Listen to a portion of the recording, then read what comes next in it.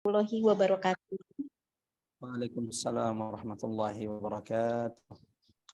Alhamdulillahirabbil alamin. Segala puji dan syukur hanya milik Allah Subhanahu wa taala, karena hanya dengan nikmat dan karunia-Nya kita semua bisa berkumpul kembali siang ini untuk melanjutkan kajian tadabbur kita untuk surat At-Takwir, surat yang ke-81 yang sudah kita mulai 2 minggu yang lalu. Dan ini sudah merupakan surat yang ke-7 ya Pak Ustadz ya, dari kalau kita urutkan dari awal kita mentadaburi surat-surat sesuai dengan urutan turunnya kepada Nabi besar Muhammad SAW. Alhamdulillah Ustadz bisa hadir, bisa memberikan kajian. Mudah-mudahan kita semua dimaksimalkan oleh Allah Subhanahu wa taala dalam memahami dan bisa mengamalkannya juga secara optimal. Untuk mempersingkat waktu, kami persilahkan untuk dimulai kajian tadabburnya Pak Ustadz. Tafadol.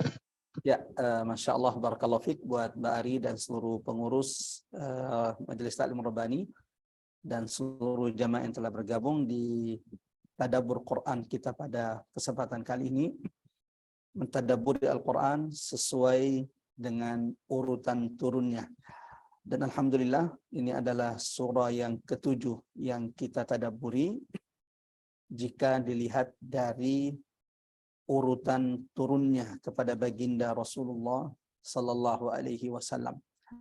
Mari luruskan dan kita mulai insyaallah tadabbur Quran kita. Mudah-mudahan duduknya kita di majelis ini menjadi sebab Allah turunkan rahmat, keberkahan, dan saat ini setiap di antara kita sedang disebut namanya di sisi Allah. Allahumma amin. Allahumma amin. Bismillahirrahmanirrahim. Assalamualaikum warahmatullahi wabarakatuh. Alhamdulillah. Alhamdulillahil karimir rahman. Allamal Qur'an khalaqal insana 'allamahul bayan. Asyhadu an la ilaha illallah wahdahu la syarikalah wa asyhadu anna Muhammadan 'abduhu wa rasuluhul mab'utsu rahmatan lil alamin. Allahumma salli wa sallim ala Muhammad wa ala alihi wa sahabatihi wa man tabi'ahum bi ihsanin ila yaumiddin. Amma ba'd.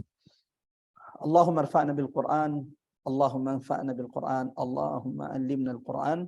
Subhanak la ilma lana illa ma 'allamtana innaka antal alimul hakim. Qul inna salati wa nusuki wa mahyaya wa mamati lillahi rabbil alamin.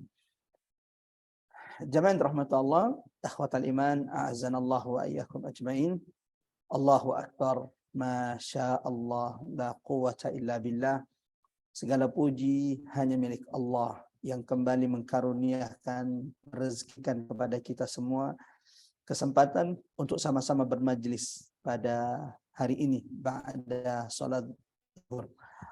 Kembali mentadabburi keagungan, kemuliaan, kedahsyatan ayat-ayat Allah yang diturunkan Allah kepada baginda Rasulullah sallallahu alaihi wasallam.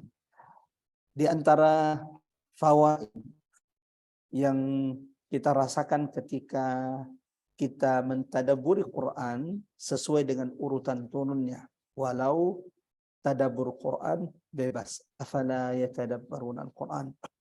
Ada yang ingin mentadabburinya dari Al-Baqarah, itu boleh. Ada yang mau mentadabburi surah-surah pendek dulu dari An-Nas, Al-Falaq, Al-Ikhlas, juga boleh. Sebagaimana jamaah rahmat Allah, ada yang mentadabburi sesuai dengan apa yang dibutuhkan, tema pembahasan yang diinginkannya. Itu juga boleh. Yang pasti bahwa tadabbur di antara faedahnya, afala yatadabbaruna al-Quran am ala qulubin akfaluha.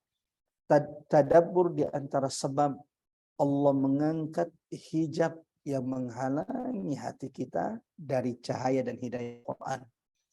Tadabbur di antara sebab kita semakin merasakan kedahsyatan dan keberkahan ayat-ayat Allah Subhanahu wa taala. Allahu Akbar. Di antara faedah yang kita dapatkan ketika kita mentadabbur Quran sesuai dengan urutan turunnya. Dan alhamdulillah kita sudah sampai di surah yang ketujuh.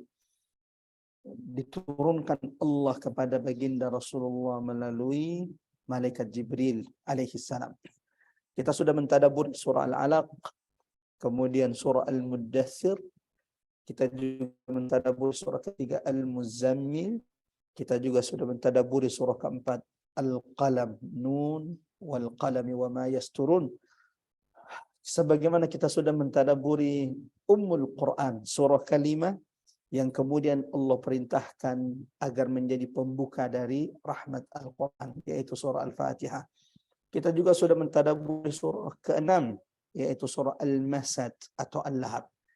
Dan saat ini kita di sesi kedua tadabbur surah ke-7 yang diturunkan Allah kepada baginda Rasulullah sallallahu alaihi wasallam, yaitu surah At-Takwir, dan insyaallah ini adalah pertemuan terakhir di surah At-Takwir, dan kita akan melanjutkan insyaallah di surah selanjutnya, surah ke-8, sesuai urutan turunnya kepada baginda Rasulullah sallallahu alaihi wasallam. Tadabbur Quran sesuai dengan urutan turunnya memberikan penjelasan, memberikan pencerahan kepada kita semua bahwa bagaimana Al-Quran, wahyu yang pertama-tama diturunkan Allah kepada Rasulullah sallallahu alaihi wasallam, belum membahas tentang syariat, belum ada perintah salat, belum ada perintah zakat, belum ada perintah puasa, apalagi perintah untuk berjihad di jalan Allah Subhanahu wa taala. Ayat-ayat dan surah-surah yang pertama-tama kali turun kepada baginda Rasulullah, sebagaimana yang sudah kita tadabburi selama ini, pembahasan intinya adalah ayat-ayat Quran yang pertama-tama kali turun, khususnya atau secara umum surah-surah Makkiyah dan ayat-ayat Makkiyah itu menegaskan tentang perkara tauhid, penanaman akidah kepada kaum muslimin, kepada sahabat-sahabat Rasulullah sallallahu alaihi wasallam. Sebagaimana jemaah rahmatullah, surah-surah yang pertama-tama kali turun, termasuk surah ke-7 yang saat ini kita tadabburi, dan sebelumnya surah ke-6 yaitu surah Al-Lahab atau Al-Masad, surah-surah yang pertama-tama kali turun atau surah Makkiyah secara garis besar, di antara pembahasan intinya adalah penegasan tentang al-imanu bil yaumil qiyamah, beriman kepada hari kiamat yang banyak didustakan oleh kaum musyrikin saat itu. Sebagaimana ayat-ayat atau surah-surah yang pertama kali turun, di antara pembahasannya adalah bagaimana kemudian bercerita menjelaskan tentang keagungan Quran, kemuliaan Al-Quran yang didustakan oleh orang-orang kafir, oleh orang-orang musyrik Makkah saat itu. Nah, surah At-Takwir yang kita tadabburi hari ini bagian kedua, sebagaimana sudah kita sampaikan di pertemuan sebelumnya, Allahu Akbar, salah satu surah yang paling detail menggambarkan tentang peristiwa, kejadian, kengerian, peristiwa besar hari kiamat. Sehingga Nabi SAW dalam hadis yang diriwayatkan oleh Imam At-Tirmidzi dari sahabat Rasulullah Abdullah ibn Umar, man sarrahu an yanzura ila yaumil qiyamah ka'annahu ra'ya ain. Kata baginda Rasulullah SAW, barang siapa yang hendak, yang ingin melihat kepada peristiwa kengerian hari kiamat, dahsyatnya, besarnya peristiwa hari kiamat, maka hendaklah dia membaca 3 surah dalam Al-Quran. Yang pertama adalah kata Nabi SAW, dia hendaklah membaca surah Idza Syamsu Kuwirat yang kita tadabburi hari ini. Yang kedua, Idza Samaa'u Fatarat, yaitu surah Al-Infitar. Yang ketiga adalah surah Al-Insyiqaq, Idza Samaa'u Syaqqat. Mudah-mudahan ini sudah dicatat baik-baik, 3 surah yang menggambarkan kiamat begitu detail, begitu jelas bagi orang-orang yang mentadabburinya. At-Takwir, Al-Infitar, dan yang ketiga adalah Al-Insyiqaq. Seperti biasa jamaah rahmatullah, sebelum kita mulai tadabbur sesi kedua surah At-Takwir, pada kesempatan kali ini kita akan sama-sama mendengarkan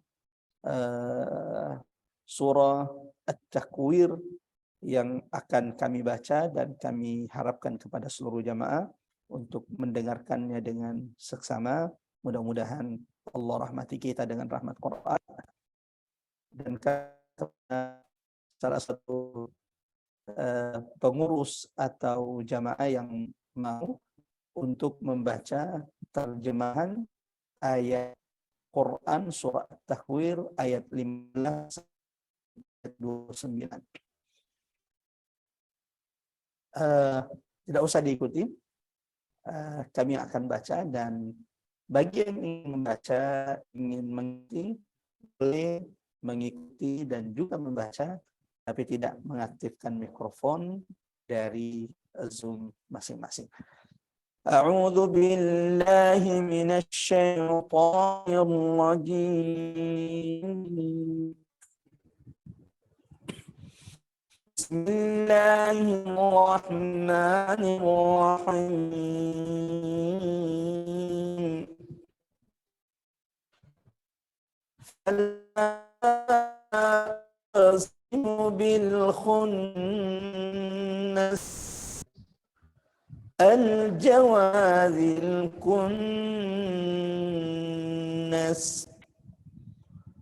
wal-laili idza as'as was-subhi idza tanaffas innahu laqawlu rasulin karim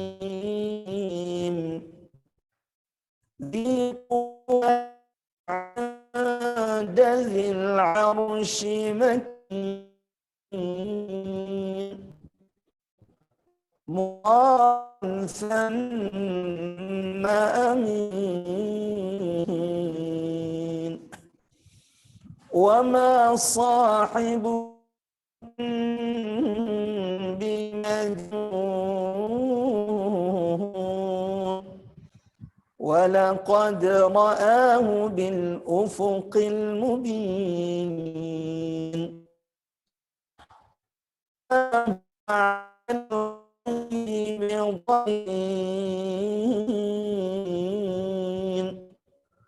وما هو بقول شيطان فأين تذهبون إن هو إلا ذكر للعالمين إذا شاء منكم أن يستقيم وما تشاءون إلا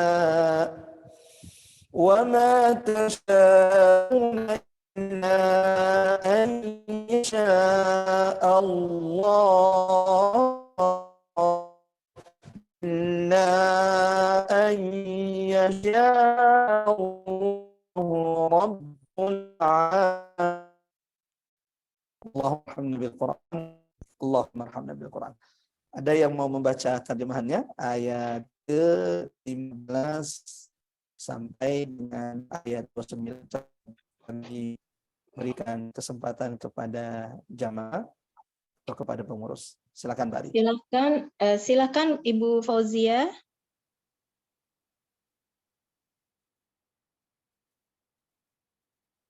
Oh, Ibu Fauzia mungkin belum siap. Ada yang siap membacakan terjemahan?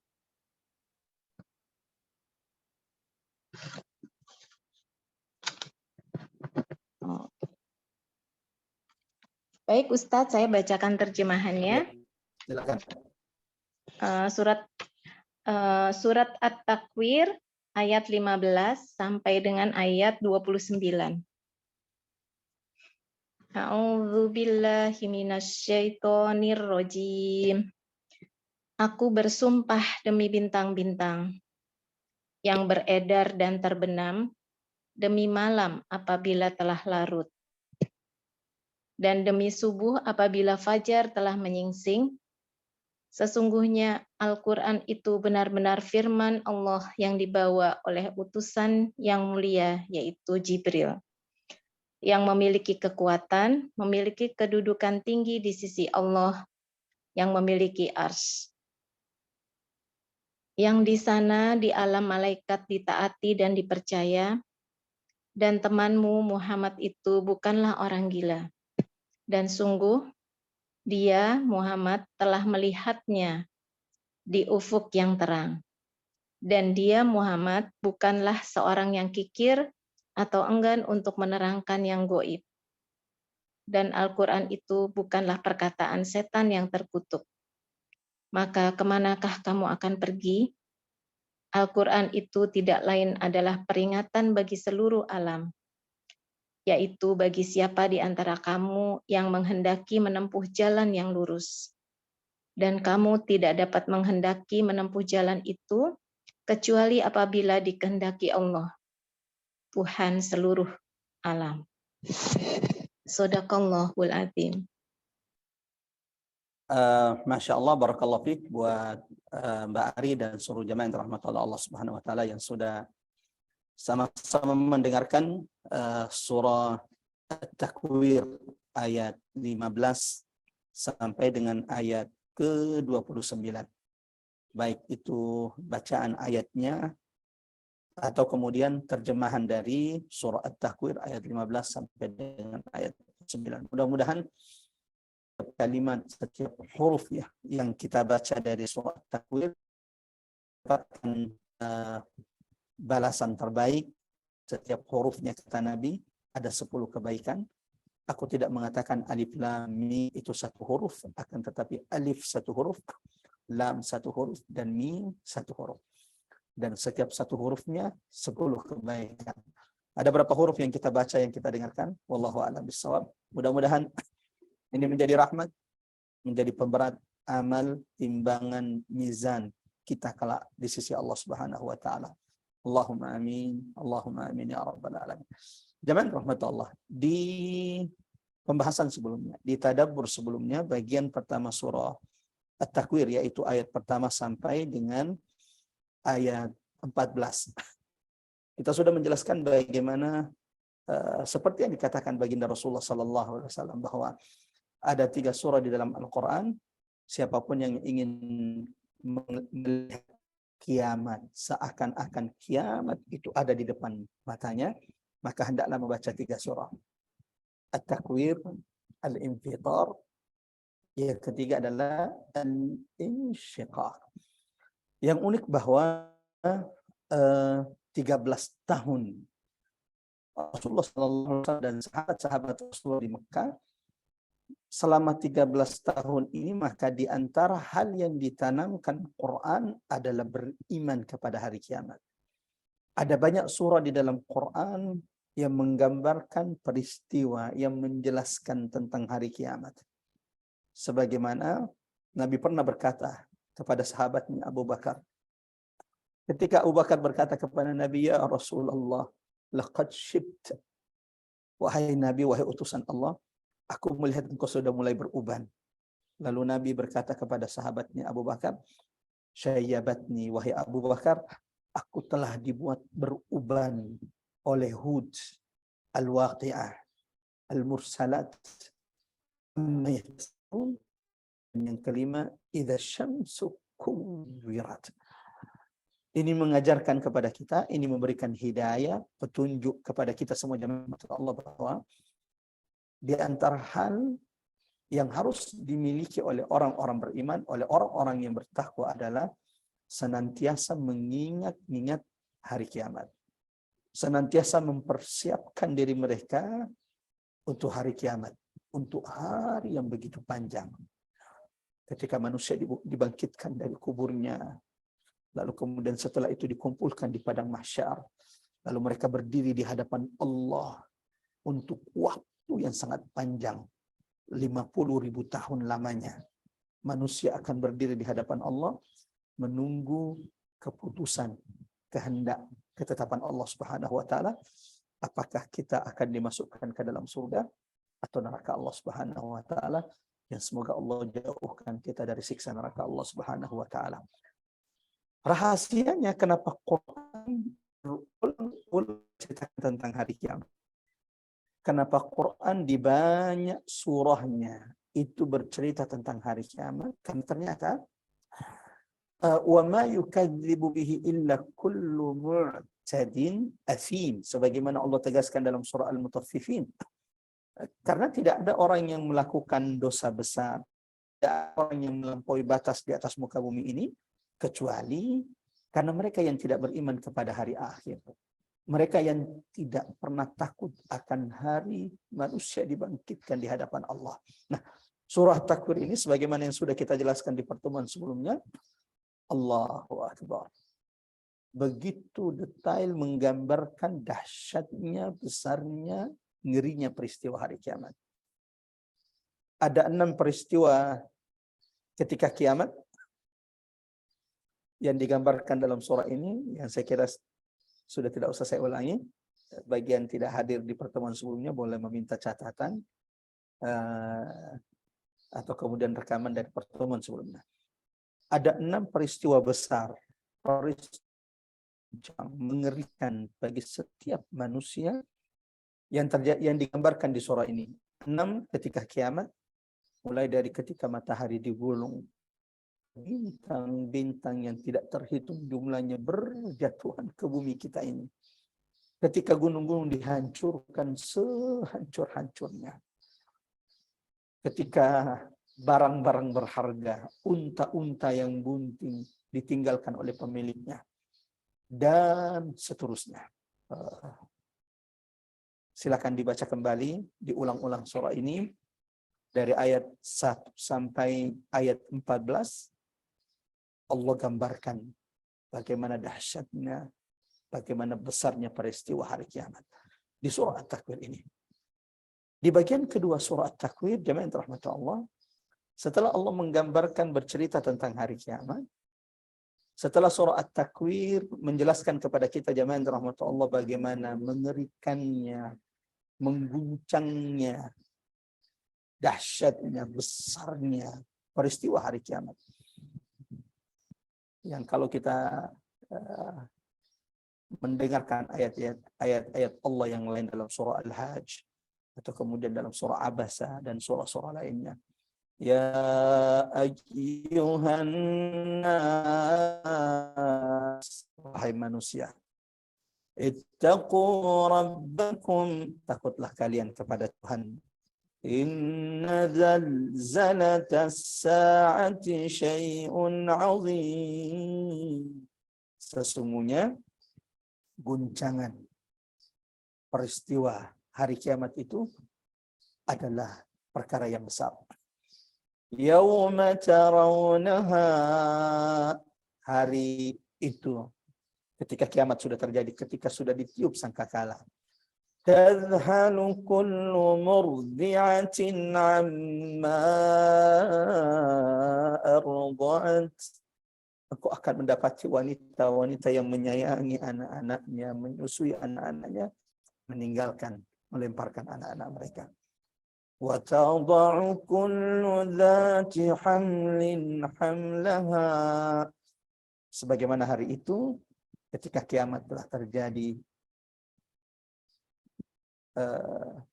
matahari digulung, bintang-bintang berjatuhan, bumi dan gunung diangkat. Wa humilatil ardu wal jibal. Ya Allah, bumi tempat tinggal kita ini diangkat, terangkat. Sebagaimana gunung-gunung yang kokoh juga terangkat.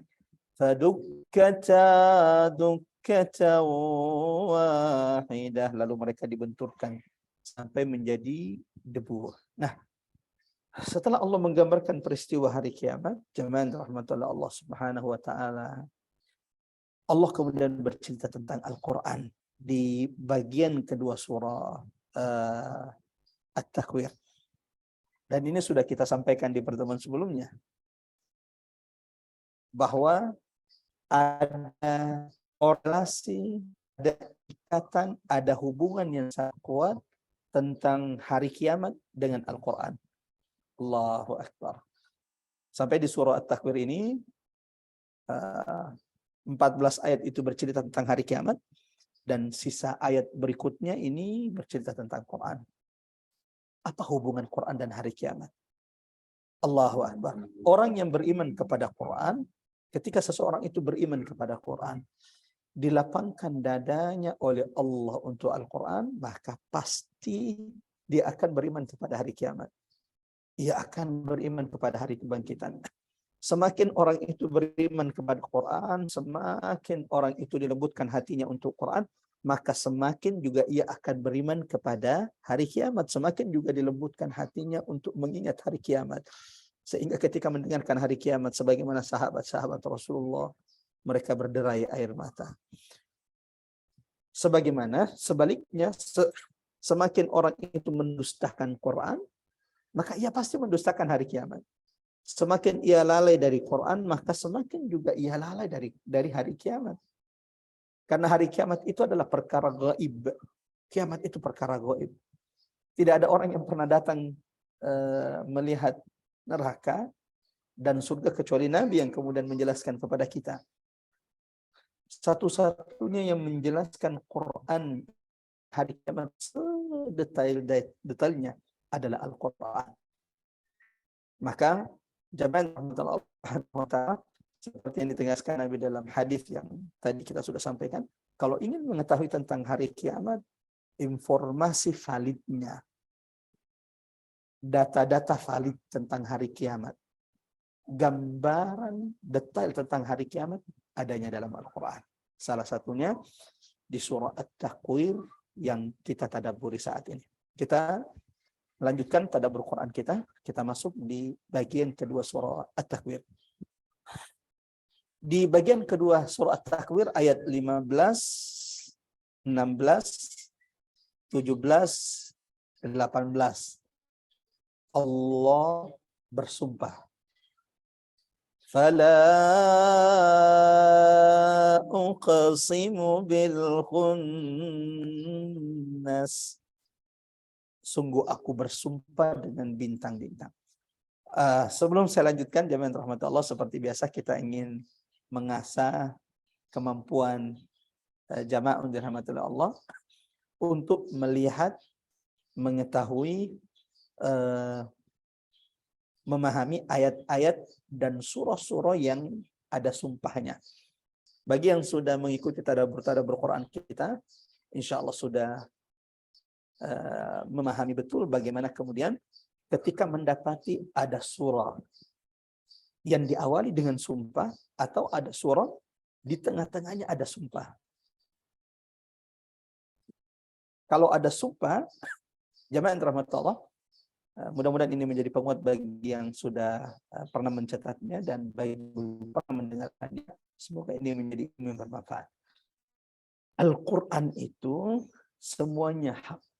Al-Quran tidak ada yang tidak penting. Semua isi Quran, semua kandungan Quran, dari Al-Fatihah sampai An-Nas, dari awal ayat sampai akhir ayat minal jinnati wan nas, semuanya penting. Tidak ada yang tidak penting. Tapi kalau sampai Allah bersumpah di dalam Quran, itu menunjukkan jamaah rahmat Allah bahwa ada berita penting yang ditegaskan oleh Allah. Ada hal penting, ada perkara, ada poin yang Allah tegaskan kepada mereka yang membaca Quran, kepada mereka yang mendengarkan Quran, kepada mereka yang mentadabburi, merenungi ayat-ayat Allah Subhanahu wa ta'ala. Dan Allah tidak mungkin sembarangan bersumpah. Sehingga ketika Allah bersumpah dengan makhluknya, kata ulama, kata para mufassirin, itu berarti kita juga diminta untuk merenungi, mentadabburi makhluk-makhluk yang Allah bersumpah dengannya. Ada dua pertanyaan, tapi kita cukup satu pertanyaan dulu. Ada berapa sumpah di ayat yang sudah kita baca? Fala uqsimu bil khunnas al-jawaril kunnas wal laili idza as'as was-subhi idza tanaffas. Ada berapa sumpah? Dan tadi sudah kita jelaskan, kalau Allah bersumpah, ingat, ya Abdullah, ya umat al-Islam, ya umat Muhammad, ini perlu diingat. Ketika suatu saat kita baca Quran, mendapati ada surah yang diawali dengan sumpah, dan ada sekitar 15 surah, Allahu a'lam, ada sekitar 15 surah dalam Quran, ubtudiat bil qasam, yang diawali dengan sumpah. Dan tadi kita sudah jelaskan kaedahnya, kalau Allah sampai bersumpah dalam Quran, itu menunjukkan ada perkara, ada hal, ada poin penting yang Allah ingin tegaskan kepada kita hamba-hambanya. Kepada mereka yang membaca, kepada mereka yang mendengarkan, kepada mereka yang mentadabburi ayat-ayat Allah Subhanahu wa taala. Oke, kita tunggu jawaban dari peserta, dari jamaah yang dirahmati Allah. Ada berapa qasam? Sumpah itu dalam bahasa Arabnya qasam. Ada berapa sumpah di pertengahan surah At-Takwir ini? Kita tunggu 1-2 jamaah yang menjawab. Kalau memang tidak ada yang menjawab, kita lanjutkan insyaallah. Mudah-mudahan ada jamaah yang mau menjawab. Ada 3 sumpah dari Mbak Ari, barakallahu fiik. Mungkin ada yang lain punya jawaban lain yang berbeda dari Mbak Ari tentang ada berapa jumlah qasam, sumpah yang terdapat di surah At-Takwir, khususnya di ayat 15 sampai dengan ayat ke-18. Ada jawaban lain atau semua sepakat dengan Mbak Ari bahwa di surah ini ada 3 qasam atau 3 sumpah? Ya, kita coba cek apa jawaban dari yang pertama. Fala uqsimu bil khunnas. Aku bersumpah dengan bintang-bintang. 1, Allah bersumpah dengan bintang-bintang. Dan orang-orang beriman hendaklah mentadabburi, menghayati, merenungi ciptaan-ciptaan Allah. Inna fi khalqis samawati wal ard. Sesungguhnya pada penciptaan langit dan bumi ada tanda-tanda kebesaran Allah bagi orang-orang yang berakal. Termasuk siapapun yang merenungi, mentadabburi penciptaan bintang-bintang. Di beberapa tadabbur kita di majelis-majelis yang lain, ini sudah kita jelaskan. Dan insya Allah nanti ketika kita sampai pada surah yang tentang mana Allah bersumpah dengan bintang-bintang, nah ini kita akan jelaskan bagaimana hikmah Allah menciptakan, tanda-tanda kebesaran Allah di balik penciptaan bintang-bintang di langit. Mulai bahwa bintang itu adalah hiasan langit. Bintang adalah senjata Allah bagi jin, syaitan yang ingin mencuri mendengar berita langit. Kemudian bahwa di antara hikmah penciptaan bintang-bintang oleh Allah Subhanahu wa taala, bahwa bintang-bintang ini wa alamatin wa bin najmi hum yahtadun.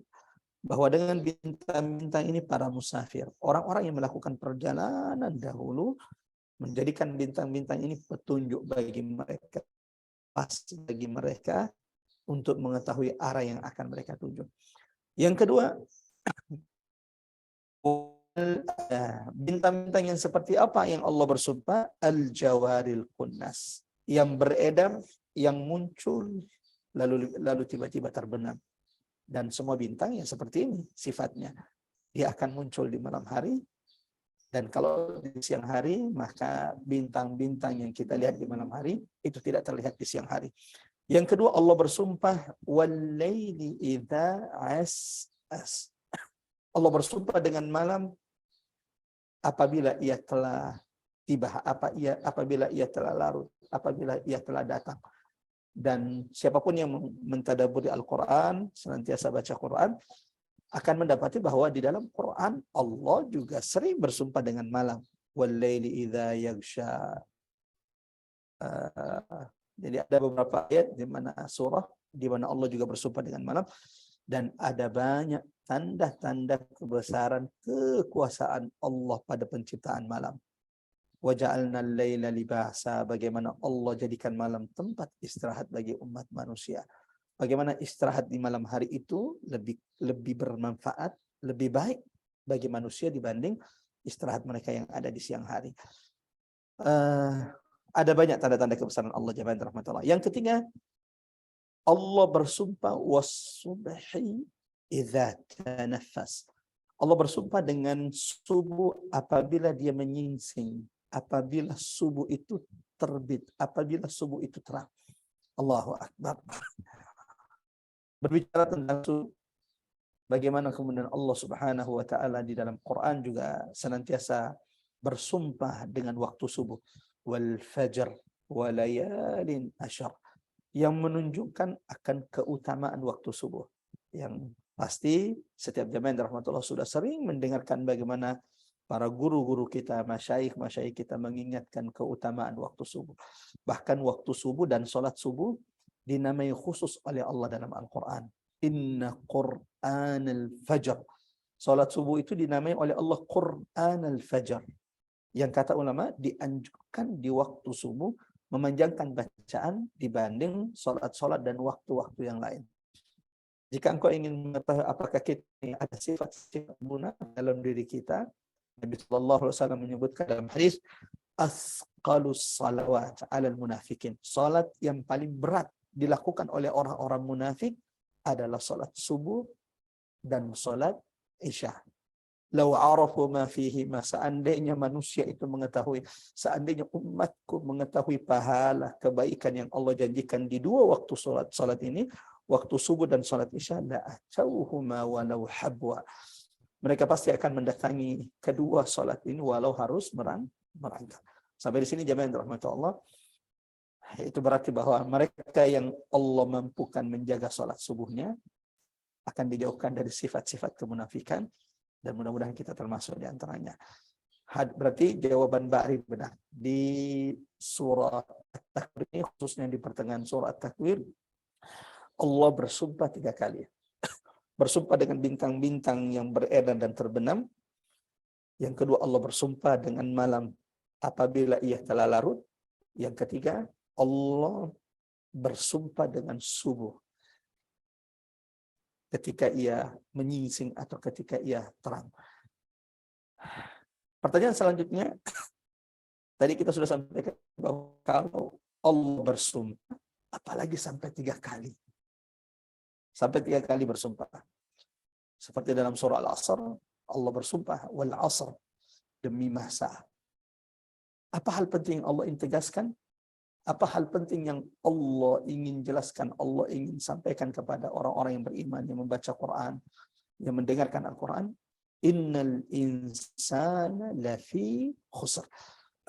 Hal penting, perkara yang Allah ingin tegaskan adalah mengingatkan manusia bahwa sesungguhnya seluruh manusia itu benar-benar dalam kerugian, kecuali selanjutnya dan seterusnya, illal ladzina amanu wa amilus shalihat.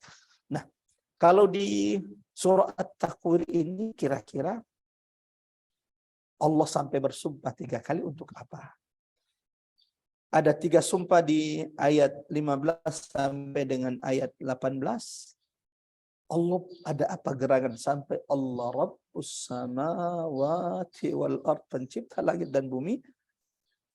Karena kan Quran ini semuanya penting, bahkan Allah tidak bersumpah pun orang-orang beriman akan beriman, mengimani semua firman Allah Subhanahu wa taala.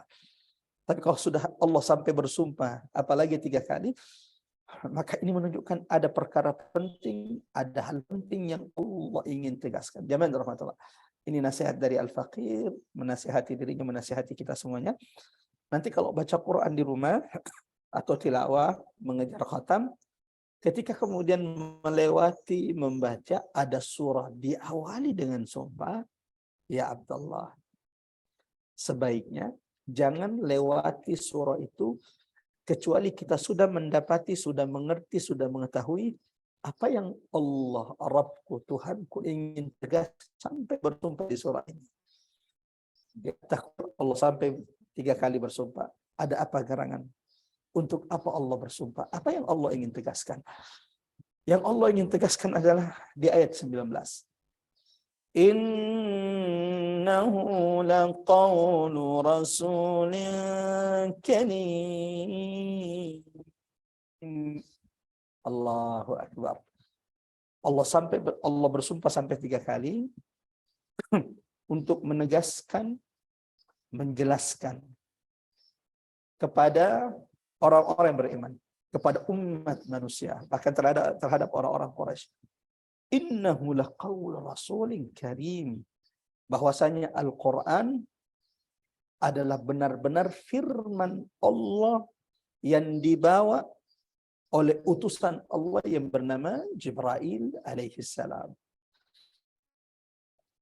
Apa yang kita bisa petik dari jawab sumpah di ayat 19 ini, jamaah yang dirahmati oleh Allah Subhanahu wa taala?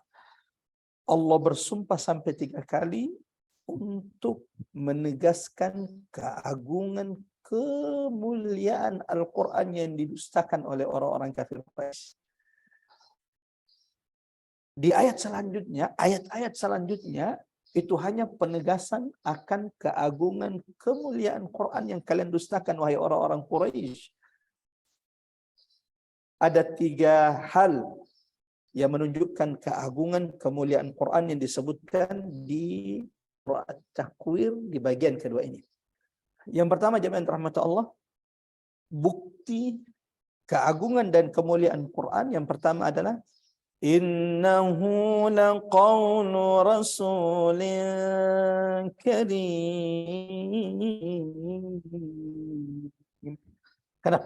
Kenapa Abu Jahal, kenapa orang-orang kafir Quraisy itu tidak beriman kepada Nabi sallallahu alaihi wasallam, tidak menerima Nabi Muhammad sallallahu alaihi wasallam, tidak ikut kepada Nabi? Karena mereka menolak wahyu Quran yang diturunkan kepada Rasulullah sallallahu alaihi wasallam. Itu masalahnya.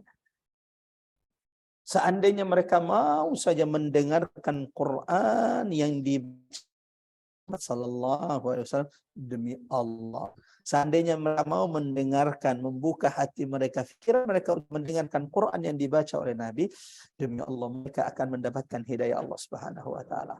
Namun sebaliknya, yang dilakukan orang kafir, mereka tidak mau mendengarkan Quran. Mereka menyumpal telinga-telinga mereka.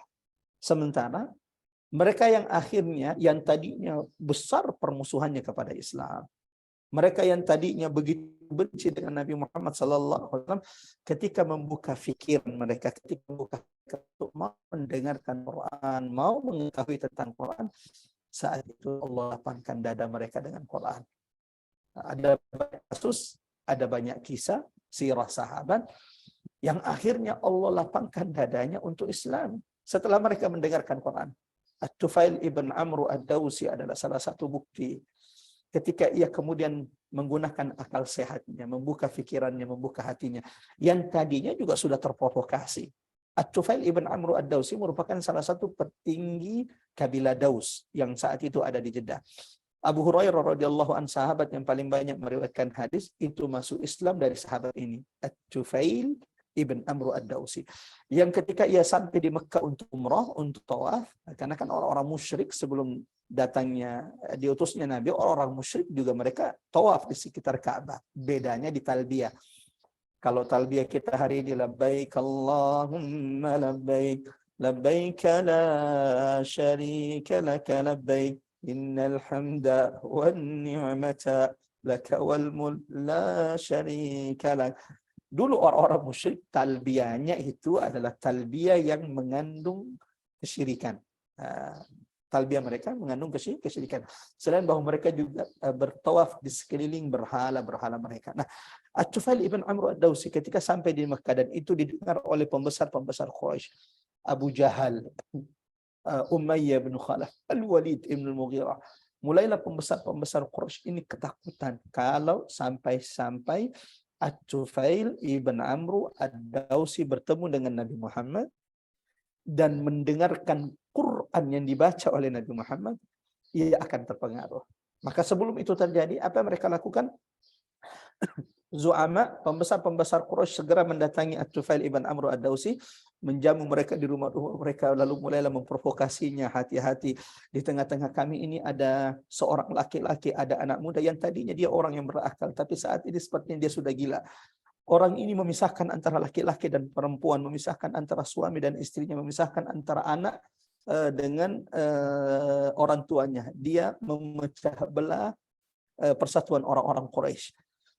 At-Tufail ibn Amr ad-Dawsi manusia biasa ketika mendengarkan semua kejelekan-kejelekan tuduhan orang-orang Quraisy juga terpengaruh. Sehingga ketika ia diingatkan jangan pernah engkau bertemu dengannya, apalagi sampai mendengarkan ucapannya, yaitu Al-Quran yang dibaca oleh Muhammad sallallahu alaihi wasallam. At-Tufail ibn Amr ad-Dawsi kemudian tawaf sambil menyumpal telinganya, Allahu Akbar. Man yahdillah, barang siapa yang Allah kehendaki petunjuk, fala mudhillalah, maka tidak akan ada yang mampu menghalanginya dari hidayah Allah. Cuman kan hidayah itu pasti ada sebabnya, nggak mungkin tidak ada sebab. Akhir-akhir ini di Piala Dunia, Masya Allah, di antara berita gembira, walau Argentina yang menang, agama Allah, Islam yang ditinggikan Allah Subhanahu wa taala. Berapa banyak kemudian yang masuk Islam, ribuan yang masuk Islam. Dan hal yang lebih penting dari itu adalah apa yang selama ini didengarkan oleh Barat tentang Islam, agama yang suka membunuh, yang tidak mau senyum kepada selain pemeluk Islam. Lalu kemudian mereka adalah terorisme, mereka adalah orang yang berperilaku buruk. Ternyata Allahu Akbar. Kita berterima kasih kepada saudara-saudara kita di Qatar yang memperlihatkan akhlak rahmat Islam kepada seluruh dunia. Piala Dunia tidak pernah menyaksikan ketika penonton itu keluar, penduduk setempat menyiapkan makanan khas negara tersebut diberikan secara gratis. Piala Dunia tidak pernah menemukan bagaimana kemudian orang-orang Eropa yang tidak mendapatkan hotel tiba-tiba di chat, tiba-tiba di inbox oleh orang-orang Qatar yang menyiapkan villa mewah mereka untuk tempat menginap mereka. Ya Rabb. Sampai kemudian berapa banyak kemudian vlogger-vlogger atau kemudian selebgram yang kemudian mengungkapkan bahwa ketika dia pulang ke negaranya, ia akan menjelaskan tentang keindahan Islam yang selama ini ditutupi oleh Barat. Kembali. At-Tufail ibn Amr ad-Dawsi menutup telinganya, menyumpal telinganya, terprovokasi dengan orang-orang Quraisy. Ia kemudian datang ke Ka'bah untuk tawaf, zaman rahmatullah. Namun itulah hidayah. Ketika sampai di Ka'bah, matanya tertuju pertama kali kepada seorang laki-laki yang siapapun memandangnya, sallallahu alaihi ya Rasulullah. Siapapun yang memandang laki-laki tersebut, ia pasti akan takjub melihat wibawa dan diri laki-laki tersebut. Ya Nabi Muhammad, Allah berikan kesempurnaan fisik sebagaimana kesempurnaan akhlak yang mulia. Ali bin Abi Thalib, sahabat yang dari umur kecilnya sudah melihat, sudah bersama Nabi, berkata, man ra'ahu badihatan habahu.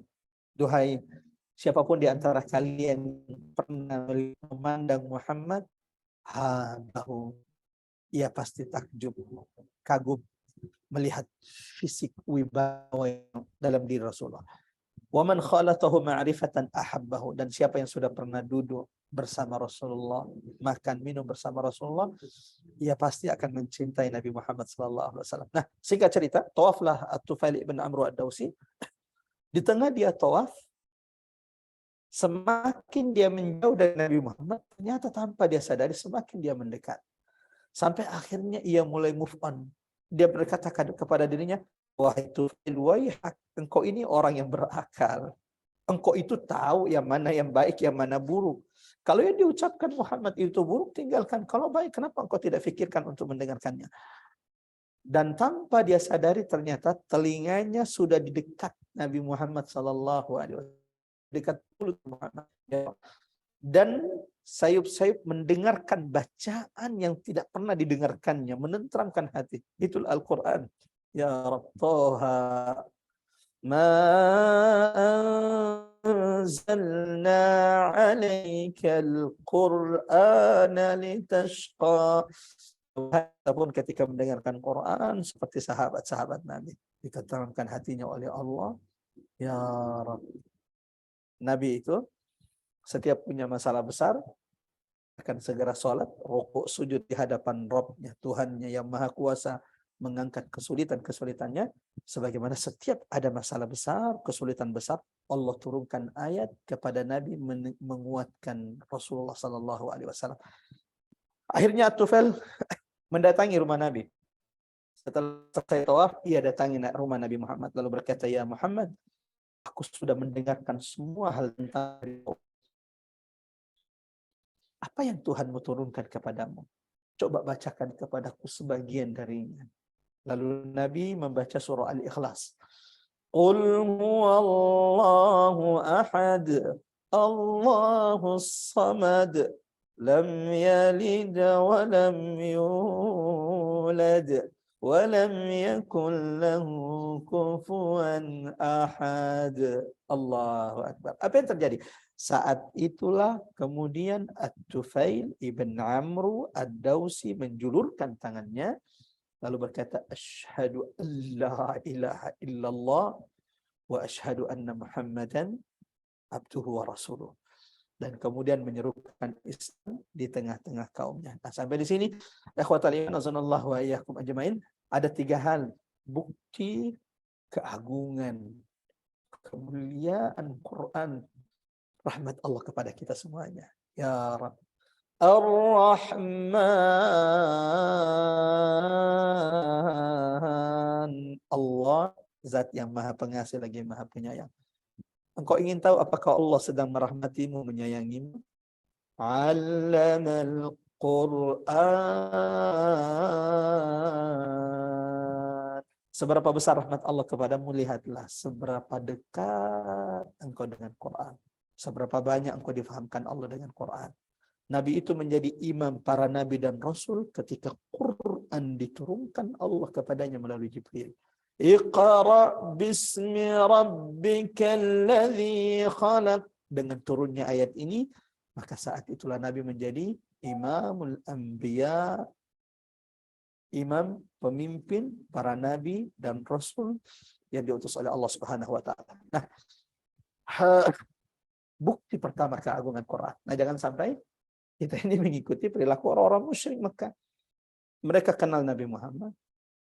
Mereka juga dengar Quran. Tapi mereka mendustakan Quran. Mereka tidak menundukkan hati dan pikiran mereka di hadapan ayat-ayat Allah. Bahkan menyuruh manusia untuk kemudian menolak Al-Quran. Untuk tidak mendengarkan Quran. Wa qala alladzina kafaru, dan orang-orang kafir itu berkata, la hadzal Quran, jangan pernah kalian mendengarkan Quran, walghaw fi, akan tetapi kacaukan atau kemudian celalah, hinalah Quran kalau kalian ingin menang melawan Muhammad sallallahu alaihi wasallam.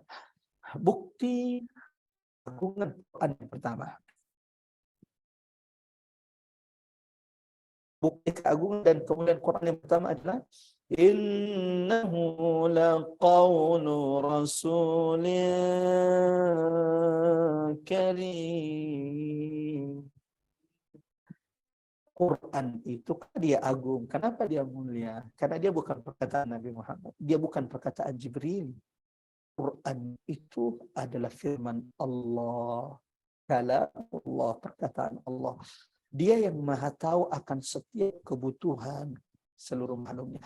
Dia yang maha tahu akan apa yang dibutuhkan, apa yang paling bermanfaat bagi setiap makhluknya. Quran itu datang dari sisi Allah. Dan ini yang berusaha dibantah oleh orang-orang Quraisy. Mereka mengatakan bahwa Quran itu buatan Muhammad sallallahu alaihi wasallam. Bal qalu adghasu ahlam.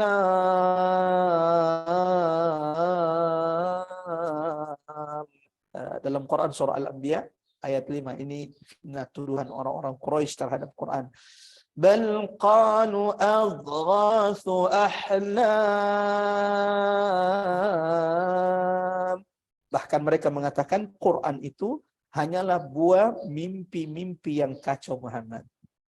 Baliftara, bahkan Muhammad itulah yang merekayasa. Mereka mengatakan Muhammad Al-Quran, Muhammad itu yang mengarang Quran. Itu kenapa Nabi Muhammad SAW Nabi ummi yang tidak bisa membaca dan tidak bisa menulis. Bagaimana kemudian mau mengatakan bahwa Quran itu buatan Nabi Muhammad SAW?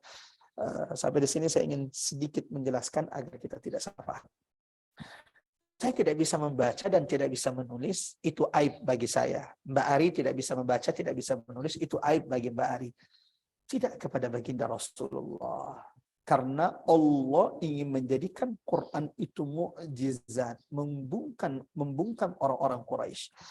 Nabi Muhammad malah ketika dia tidak bisa membaca dan menulis saat itu ketika Quran diturunkan kepada Rasulullah sallallahu alaihi wasallam, itu menjadi bantahan, itu menjadi mukjizat bahwa memang Quran bukan buatan Nabi Muhammad SAW.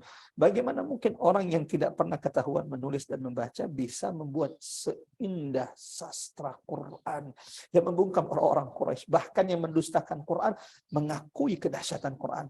Al-Walid ibn Mughirah, masih ingat ibu-ibu Majelis Taklim Rabbani rahmatullah, ketika kita mentadabburi surah keempat yang diturunkan Allah kepada Rasulullah SAW, yaitu surah Al-Qalam. Al-Walid ibn Mughirah, sastrawan tokoh Quraisy yang merupakan orang yang paling fasih, paling kuat sastranya di tengah-tengah Quraisy, yang diutus hanya untuk mendengarkan Quran yang dibaca oleh Nabi, kira-kira itu Quran atau bukan. Setelah dia dengarkan, Allahu Akbar, dia mengatakan awalnya dipenuhi dengan rasa yang manis, indah, dan isinya sangat berat. Sampai Abu Jahal berkata, jangan-jangan kau sudah menjadi pengikutnya Muhammad, hati-hati. Jadi Al-Walid ibn Mughirah yang akhirnya mendustakan Nabi Muhammad saja mengakui. Walau dalam hati kecilnya ia juga mengatakan bahwa ini bukan buatan Muhammad sallallahu alaihi wasallam. Akan tetapi kedudukan di tengah Quraisy, harta yang membuatnya tamak sehingga kemudian mendustakan kebenaran Al-Quran yang dibawa oleh Rasulullah Sallallahu Alaihi Wasallam. Orang-orang Quraisy mengatakan bahwa dalam Quran surah Al-Anbiya ayat 5, bal qalu adghasu ahlam. Quran ini hanya buah mimpi Muhammad. Bal iftarah. Bahkan dia yang mereka sanya. Bal huwa syair. Bahkan Muhammad itu syair. Ini cuma perkataan syair belaka. فَلْيَأْتِنَا بِآيَةٍ كَمَا أُرْسِلَ الْأَوَّلُونَ. Maka kalau mau Muhammad kami beriman kepadanya, hendaklah dia memberikan tanda-tanda mukjizat sebagaimana rasul-rasul yang diutus terdahulu. Karena perkataan ini, maka kemudian Allah membantah apa yang mereka tuduhkan terhadap kemuliaan, keagungan Quran yang diturunkan Allah kepada Rasulullah. Di ayat ini Allah berfirman, innahu laqawlu rasulin karim. Allah membantah bahwa Quran itu adalah buatan Nabi Muhammad. Allah membantah bahwa Quran itu adalah buah mimpi-mimpi kacau Rasulullah sallallahu alaihi wasallam. Allah membantah bahwa Quran itu adalah perkataan syair yang diambil dikumpulkan oleh Muhammad sallallahu alaihi wasallam. Tidak. Innahu laqawlu rasulin karim. Di ayat 19 Allah tegaskan, dan ini bukti pertama keagungan Quran, dan itu banyak ditegaskan Allah di dalam Al-Quran di ayat-ayat yang lain. Dalam surah Taha contohnya jemaah rahmat Allah, ayat keempat Allah menegaskan tanzilan mimman khalaqal arda was samawatil ula. Quran itu bukan seperti yang kalian tuduhkan, bukan buatan Muhammad, bukan perkataan syariat yang dikumpulkan Muhammad, bukan buah mimpi-mimpi kacau Rasulullah sallallahu alaihi wasallam. Tanzilan mimman khalaqal arda was samawatil ula. Dia adalah firman Allah yang dibawa oleh utusan Allah yang mulia, yaitu Jibril. Kemudian di surah Taha surah ke-20 ayat 4 Allah berkata tanzila. Quran itu diturunkan Allah dari Dia yang menciptakan bumi dan langit yang ditinggikan. Kemudian di dalam surah Al-Haqq jemaah rahmatullah Allah Subhanahu wa taala, Allah menafikan dari ayat 40 sampai dengan ayat 43, Innahu laqawlu rasulin karim. Surah Al-Haqqah ayat 40. Wa ma huwa biqawli sya'irin qalilan ma tu'minu. Quran itu bukan perkataan syair, sedikit di antara kalian yang beriman. Wala biqawli kahin, sebagaimana ia bukan perkataan dukun. Qalilan ma tadhakkarun, sedikit di antara kalian wahai manusia menjadikannya sebagai peringatan. Tanzilun mir rabbil alamin. Lalu Allah tutup bahwa Quran itu adalah diturunkan dari Dia, Rabb, Tuhan semesta alam. Bukti pertama keagungan Quran, bukti pertama kemuliaan Quran yang didustakan oleh orang-orang Quraisy, bahwa dia adalah perkataan Allah, firman Allah yang diturunkan dari sisi Allah. Dia yang menciptakan bumi dan langit yang ditinggikan. Bukan perkataan syair, bukan perkataan dukun, bukan buatan Muhammad. Apalagi kemudian jemaah rahmat Allah, buah mimpi Rasulullah sallallahu alaihi wasallam. Dua, bukti kedua keagungan Quran. Mudah-mudahan setelah ini Allah semakin mendekatkan kita dengan Quran setelah kita melihat bukti keagungan kemuliaan Quran. Bagaimana Quran terlepas dari semua tuduhan-tuduhan, fitnah-fitnah orang-orang Quraisy. Bukti kedua adalah, satu, Quran adalah firman Allah dari sisi maha baik, dari sisi yang maha pengasih yang menciptakan langit dan bumi. Yang kedua, Quran tidak mungkin salah. Quran tidak mungkin tercampur, tersisipkan kebatilan di dalamnya. Ibu-ibu yang dirahmati Allah. Tak jarang kemudian peperangan-peperangan dalam sejarah terjadi karena Rasul, utusan raja itu merubah isi surat. Raja menulis surat, lalu memberi kepada orang kepercayaannya untuk membaca. Di tengah jalan dirubah. Nah, jangan pernah bayangkan wahai orang-orang kafir Quraisy bahwa Quran tersisipkan kebatilan di dalamnya. Kenapa? Satu, dia firman Allah Subhanahu wa taala yang terjaga. Inna nahnu nazzalna dzikra wa inna lahu lahafizun. Quran itu sudah dijamin dijaga oleh Allah, tidak mungkin akan dirubah, tidak mungkin akan tersisipkan kebatilan.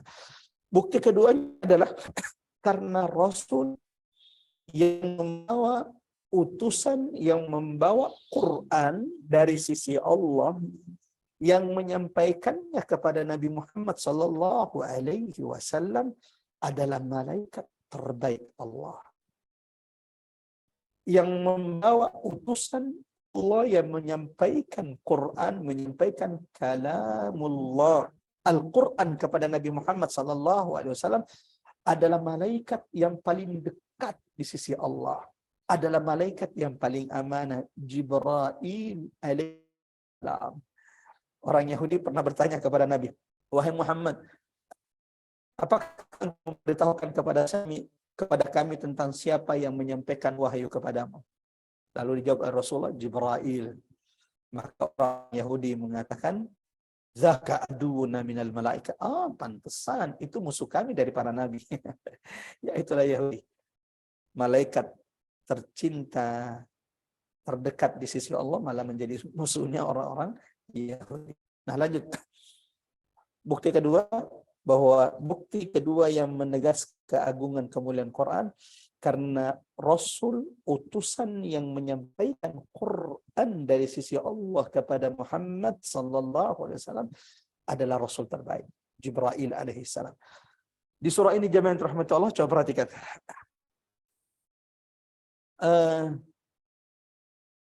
Allah subhanahu wa ta'ala menyebutkan 6 atau 5 sifat dari malaikat Jibril. Ya Rabb. Dan Jibril itu tidak akan pernah lagi turun setelah meninggalnya Rasulullah sallallahu alaihi wasallam. Setelah wafatnya kekasihnya Muhammad, Jibril tak lagi pernah turun ke bumi ini kecuali Lailatul Qadar. Tanazzala al-malaikatu war-ruhu fiha. hanya sekali dalam setahun, yaitu di malam Lailatul Qadar. Di malam lainnya tidak akan pernah Jibril itu turun. Allah menyebutkan, ini bukti kedua keagungan Quran, bahwa Rasul utusan Allah yang menyampaikan Quran ini adalah malaikat terbaik Allah. Allah sifati Jibril dengan 5 atau 6 sifat di sini. Kalau kita mau pisah-pisah bisa jadi 5, bisa jadi 6. Kita coba sebutkan 5 saja. Apa sifat pertama Jibril? Rasulin karim. Jibril itu sifat pertama Jibril yang disebutkan Allah di sini, Rasulin karim, utusan yang mulia. Ini bukan utusan yang mengkhianati, yang mengutusnya. Kalla. Rasulin karim. Sifat pertama malaikat Jibril. Dia adalah Rasul, utusan Allah menyampaikan wahyu kepada para Rasul. Karim, dan dia bukan utusan. Dia adalah utusan yang mulia. Dzi quwwah. Tidak akan ada orang yang bisa kemudian merebut, tidak ada yang akan bisa merebut Quran dari Jibril. Betul, syaitan itu berusaha mencuri-curi berita dari langit.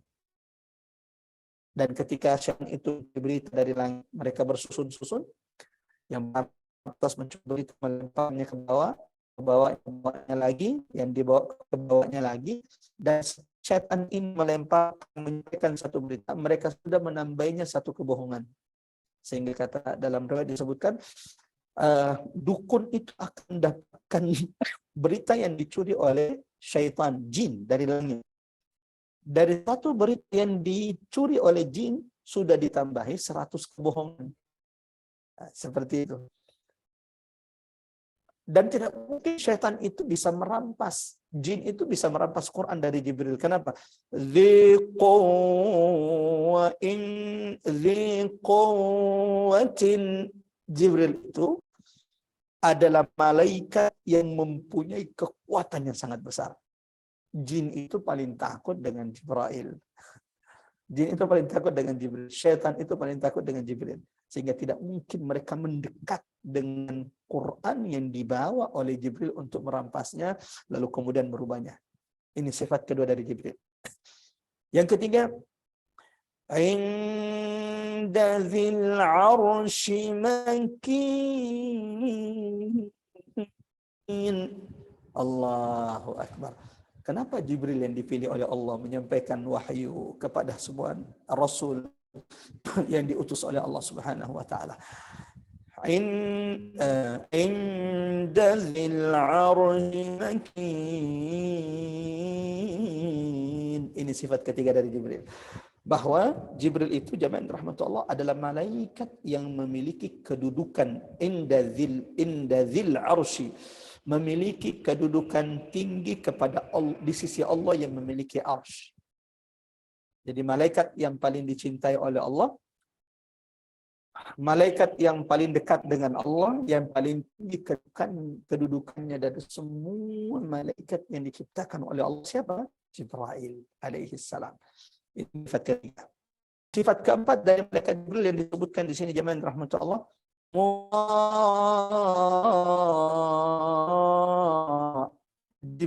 Jibril itu yang ditaati. Ditaati oleh malaikat Allah Subhanahu wa taala. Salah satu dalil yang menunjukkan bahwa malaikat Jibril itu ditaati oleh semua malaikat Allah Subhanahu wa taala, sebagaimana disabdakan Rasulullah sallallahu alaihi wasallam. Allahu akbar. Mudah-mudahan kita disebut hadis ini. Nabi sallallahu alaihi wasallam dalam hadis sahih diriwayatkan oleh Imam Muslim dari sahabat Nabi Abu Hurairah radhiyallahu an, Rasulullah sallallahu alaihi wasallam bersabda, "Innallaha habba 'abdan." Allah akan mencintai salah satu di antara kita. Mbak Ari, Mbak Mbak Fauzia, Mbak Linda, tidak bisa semua di antara kita yang tidak bisa saya sebutkan satu persatu namanya. Kalau Allah mencintai salah satu di antara kita. Tahukah kita apa yang dilakukan Allah? Da'a Jibril. Maka Allah akan memanggil Jibril. Lalu kemudian Allah akan berkata, ya Jibril, inni uhibbu fulanan fa'ahibhu. Wahai Jibril, aku sungguh mencintai hambaku fulan. Allahu Akbar, akan menyebut namamu di depan malaikat Jibril. Itu kalau Allah mencintai kita. Dia akan panggil Jibril, lalu dia katakan, aku sungguh mencintai hambaku Fulana binti Fulan. Maka cintai oleh wahai Jibril hambaku tersebut. Lalu Allah berkata kepada Jibril, Jibril, umumkan kepada seluruh penghuni langit, umumkan kepada seluruh malaikat bahwa Allah pencipta langit dan bumi telah mencintai hambanya. Maka wahai semua malaikat, cintai kalian semua hamba tersebut dan jadikan ia diterima di bumi Allah Subhanahu wa taala. Maka Jibril mulai mengumumkan kepada seluruh penghuni langit, ya ahlal malaikah. Jibril kemudian yunadi fis sama, menyeru kepada seluruh penghuni langit, innallaha yuhibbu fulanan fa'ahibbu. Sesungguhnya Allah telah mencintai fulan atau fulana, maka wahai malaikat, cintailah kalian fulan atau fulana tersebut. Maka semua malaikat taat mendengarkan perintah Jibril. Maka di ayat ini, ayat 21, Allah kemudian menyebutkan sifat keempat dari Jibril, muta'in. Sifat kelima, samma amin. Muta'in samma, ditaati di sana, yaitu di langit, oleh malaikat-malaikat Allah. Yang kelima, sifat Jibril, amin. Allahu Akbar. Jibril itu terpercaya, tidak mungkin mengkhianati Tuhannya. Maka ini bantahan kepada aliran-aliran sesat atau kelompok-kelompok sesat yang mengatakan bahwa sebenarnya Quran itu diturunkan. Ini perkataan mereka, khanal aminu amanata. Sebenarnya Quran itu diturunkan bukan kepada Muhammad, mestinya itu dia diturunkan kepada Sayyidina Ali bin Abi Thalib radhiyallahu an. Akan tetapi Jibril, malaikat Jibril salah alamat, akhirnya kemudian malah diberikan kepada Muhammad. Ta'ala Allah, suci Allah atas apa yang mereka fitnahkan. Kepada Allah yang salah memilih malaikat, kepada Jibril, ini fitnah terhadap Jibril, dan ini tuduhan kepada Rasulullah, bahkan tuduhan fitnah kepada Sayyidina Ali bin Abi Thalib. Seandainya Ali bin Abi Thalib mendengarkan ini, maka Ali bin Abi Thalib malah yang pertama kali akan kemudian menghukum orang-orang yang memfitnah bahwa sebenarnya Quran ini diturunkan kepada Ali tapi salah alamat, Jibril, sehingga kemudian malah diberikannya kepada Muhammad. Ayat ini menjadi bantahan. Amin. Bahwa Jibril itu adalah malaikat terpercaya dan amanahnya. Ini bukti kedua. Bukti ketiga, keagungan kemuliaan Quran yang kalian dustakan wahai orang-orang Quraisy, yang kalian tolak kebenarannya, informasinya. Bukti ketiga kemuliaan Quran, wa ma sahibukum bimajnun. Dia adalah firman Allah, bukan buatan Muhammad. Yang kedua, yang membawa Quran ini utusan terbaik Allah. Allah sebutkan 5 sifat Jibril. Rasulin karim, utusan yang mulia, zikuah, memiliki kekuatan yang besar, kedudukan tinggi di sisi Allah, ditaati di sana di langit oleh malaikat-malaikat Allah, amin, terpercaya. Bukti ketiga, keagungan kemuliaan Quran. Wa ma sahibukum bimajnun. Bukti ketiga wahai orang Quraisy, bukti ketiga wahai orang-orang yang meragukan Quran, bukti ketiga wahai umat Muhammad sallallahu alaihi wasallam akan keagungan Quran yang ada di tengah-tengah kita, kemuliaan Quran yang ada di tengah-tengah kita ini adalah karena Quran diturunkan Allah. Yang bawa siapa? Jibril, aminus sama, malaikat terpercaya, aminus sama, yang paling terpercaya di langit. Dan kepada siapa? Bukti ketika keagungan kemuliaan Quran, karena Quran itu diberikan kepada aminul ard, manusia terpercayanya di bumi Allah Subhanahu wa taala. Firman Allah, bukti pertama adalah dia adalah firman Allah, diturunkan dari sisi Allah, dibawa oleh malaikat terbaik, diturunkan kepada manusia hamba Allah terbaik Muhammad sallallahu alaihi wasallam. Wa ma sahibukum, dan tidaklah teman kalian, dan bukanlah teman kalian. Allah mengatakan sahibukum ini kepada orang-orang Quraisy. Allah tidak menyebut nama Nabi Muhammad di sini, wa ma Muhammadun bimajnun, tidak. Allah mengatakan wa ma sahibukum, dan bukanlah sahabat kalian, bukanlah teman kalian yaitu Muhammad Rasulullah bimajnun, orang gila. Wahai orang Quraisy, kalian itu tahu siapa Muhammad? Ibu-ibu yang selama ini mungkin sudah mendengarkan pelajaran-pelajaran sejarah. Sebelum Nabi diutus menjadi Rasul, sebelum Nabi diangkat menjadi Nabi oleh Allah Subhanahu wa taala, turunnya surah Al-Alaq, Quraisy mengetahui mengenal Nabi Muhammad. Apakah Nabi Muhammad itu memang terkenal buruk di tengah-tengah Quraisy sehingga mereka kemudian menolak Quran ketika Quran diturunkan kepada Muhammad dan kepada mereka? Jawabannya tidak. Mereka itu, orang Quraisy itu tahu siapa Nabi Muhammad sallallahu alaihi wasallam.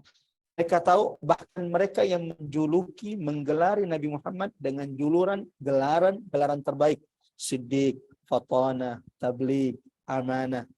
Orang yang paling dermawan di antara mereka, yang menyatukan orang Quraisy, orang-orang Quraisy yang tadinya sudah hampir saling membunuh, cuman gara-gara berbeda pendapat siapa yang lebih utama mengangkat Hajar Aswad dan meletakkan di tempatnya. Ketika mereka sudah ingin saling membunuh di sisi Ka'bah, lalu mereka kemudian sepakat, siapapun yang pertama kali masuk ke Masjidil Haram, maka kita sepakati dialah yang meletakkan Hajar Aswad. Allahu Akbar. Akhirnya siapa yang masuk pertama kali? Muhammad sallallahu alaihi wasallam. Dan akhirnya mereka sepakat untuk itu. Nah, maka Allah ingatkan mereka, orang Quraisy yang menolak. Wa ma sahibukum bimajnun.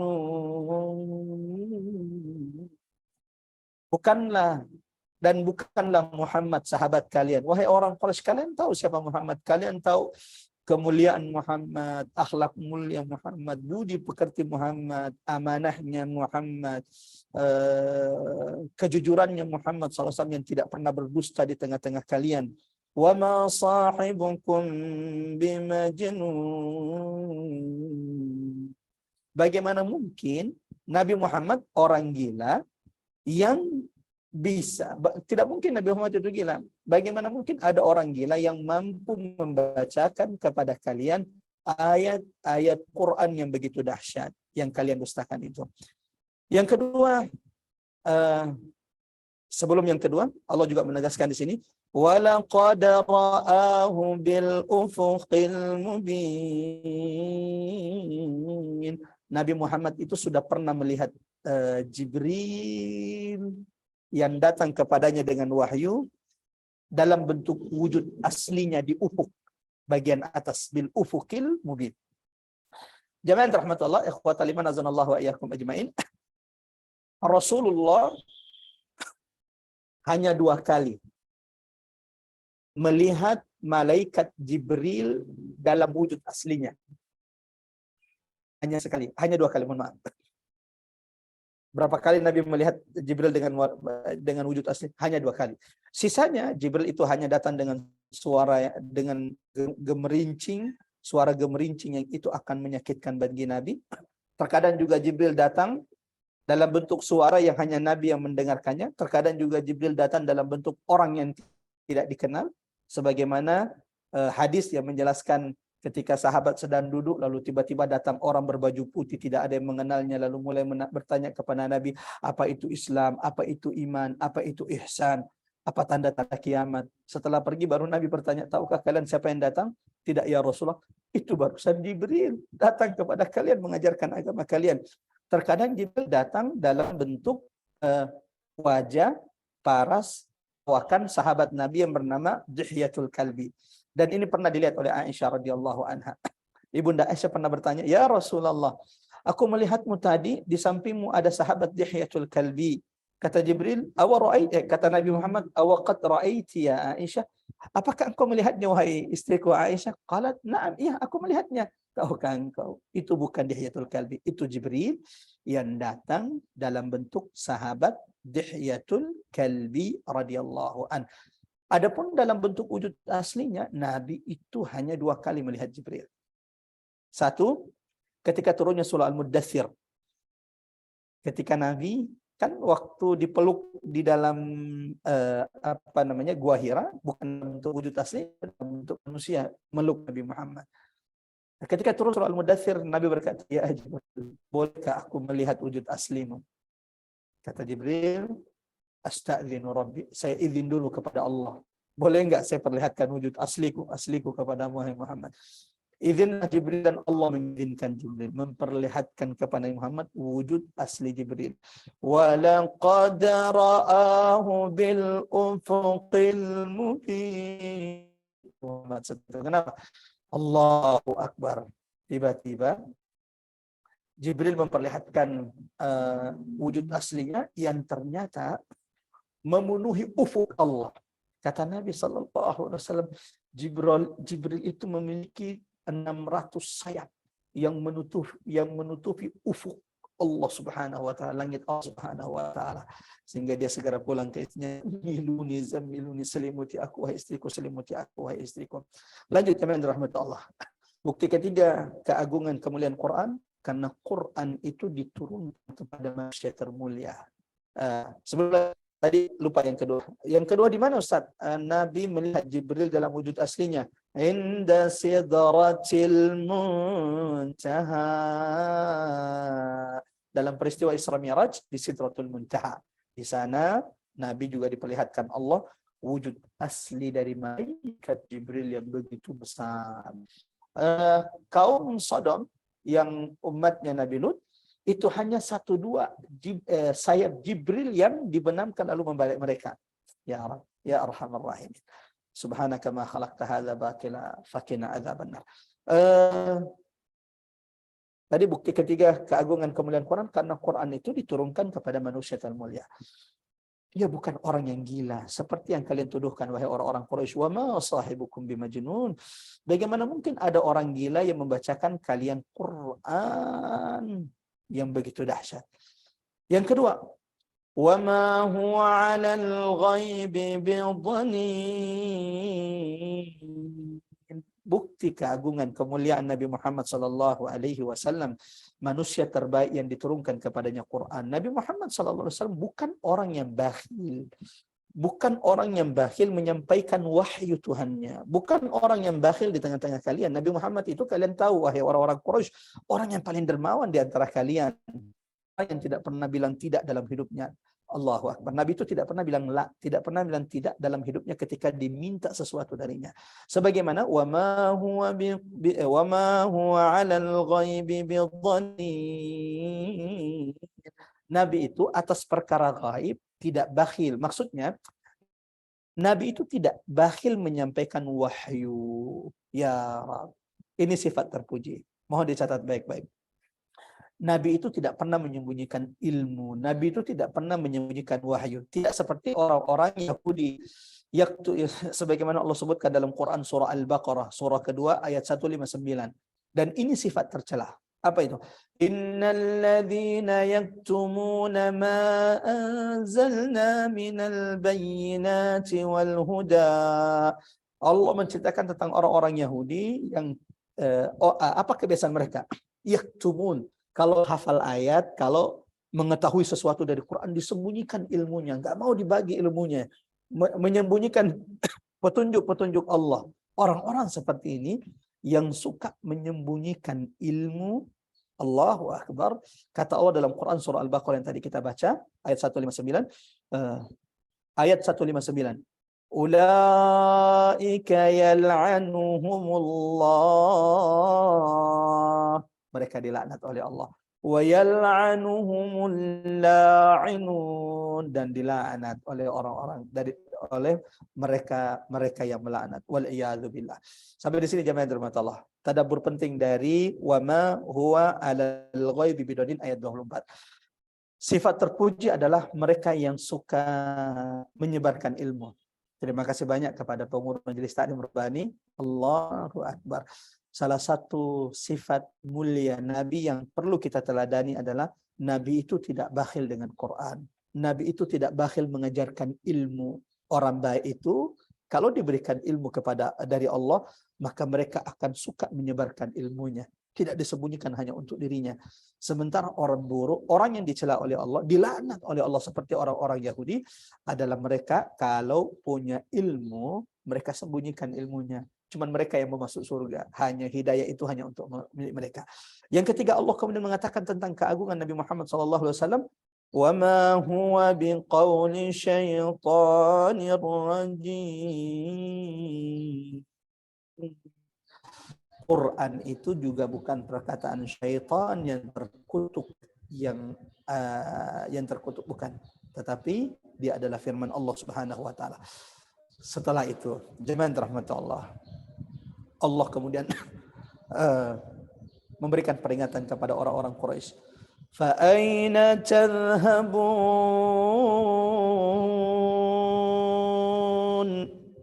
Fa'aina tadhhabun? Maka kemana kalian pergi? Mau kemana kalian?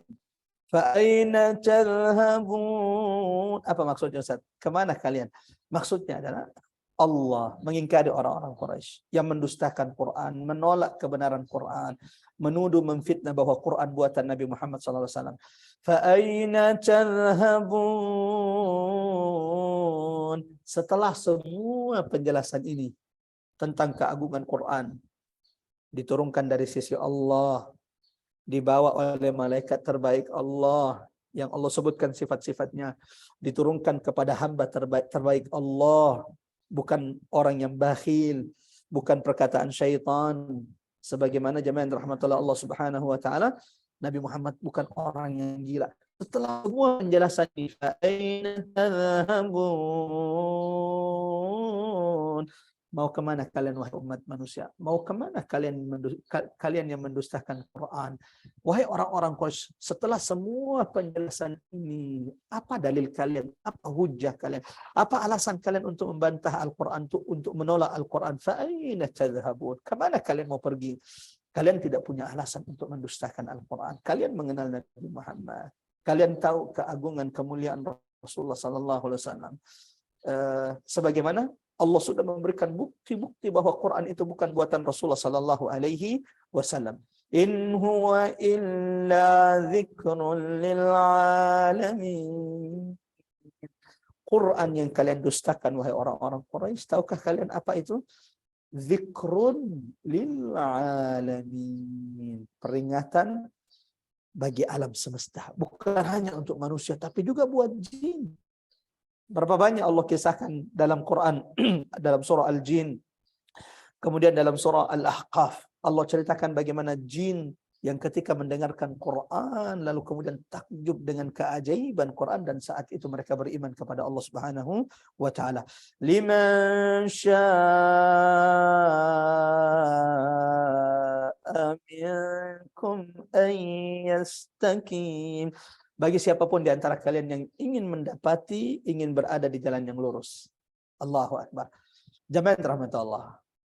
Siapapun yang ingin berada di jalan yang lurus, Quran adalah petunjuk di atas jalan yang lurus.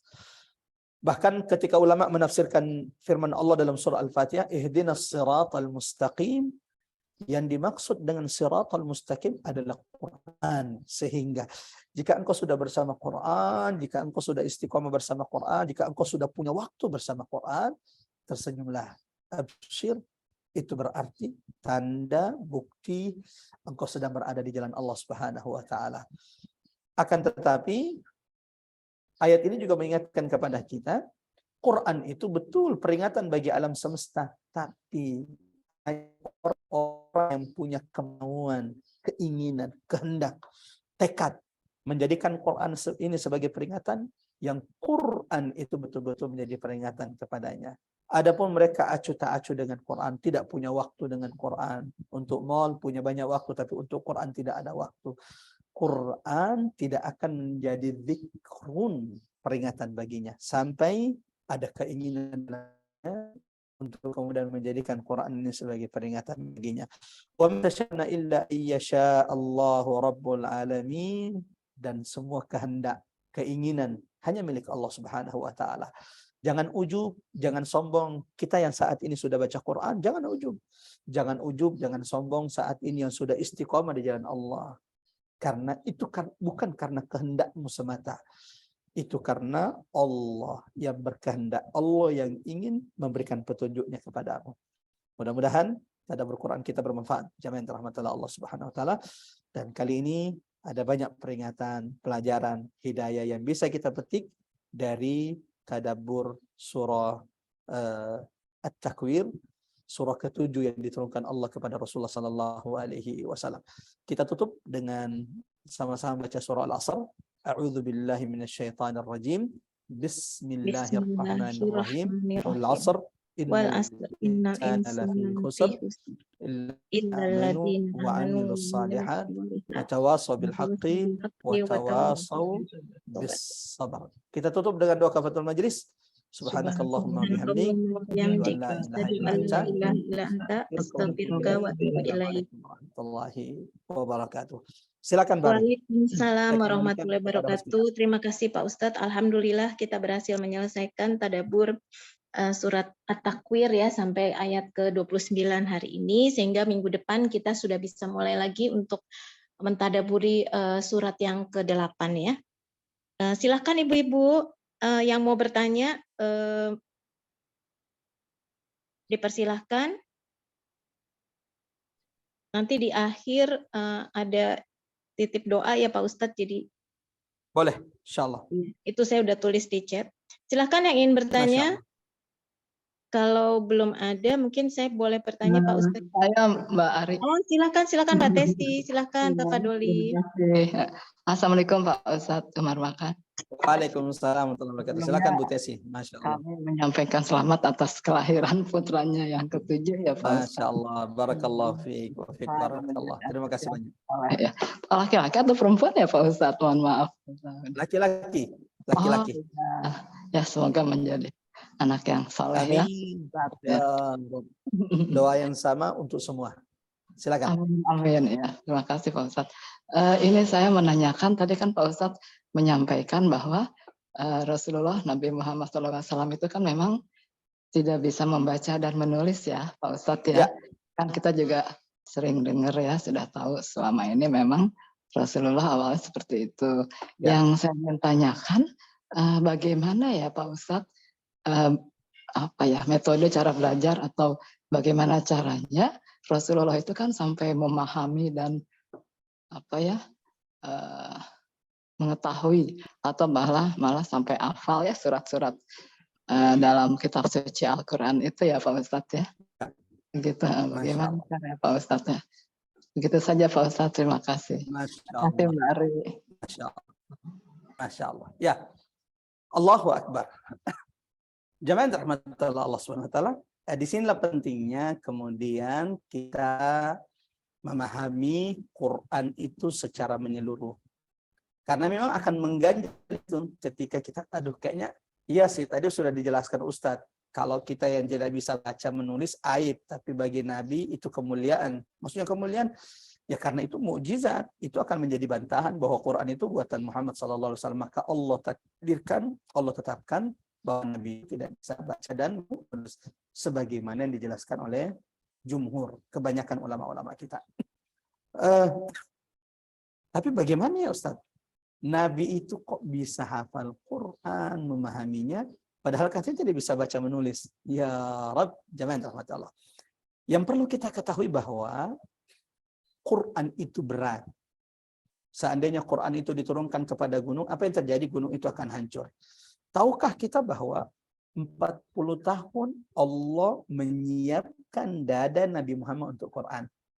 Ya Rabb. 40 tahun Allah menyiapkan Nabi, dada Nabi, jiwa Nabi, pikiran Nabi untuk Quran. Satu, mulai dari Nabi pernah dibelah dadanya, lalu dikeluarkan hatinya, dibersihkan dari sifat-sifat syaitan. 2 kali terjadi dalam diri Nabi sallallahu alaihi wasallam. Jadi memang dada Nabi itu sudah dilapangkan, bahkan mulai dari Nabi Adam sampai dari Nabi Adam sampai manusia paling terakhir, tidak ada manusia yang dilapangkan dadanya, dibersihkan dadanya seperti dibersihkannya dada Nabi Muhammad. Semua nabi dan rasul yang diutus itu pasti dilapangkan dadanya oleh Allah.